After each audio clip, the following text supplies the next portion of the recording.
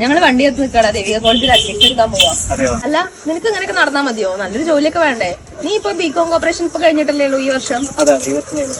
നമ്മുടെ ദേവിക കോളേജിൽ 2025 pass out ആയിട്ടുള്ള ബികോം കോർപ്പറേഷൻ എടുത്തിട്ടുള്ള സ്റ്റുഡൻസിനും അതുപോലെ തന്നെ JDC പാസ് ഔട്ട് ആയിട്ടുള്ള സ്റ്റുഡൻസിനും 20% ഇളവ് കൊടുക്കുന്നുണ്ട് ഫീസിൽ.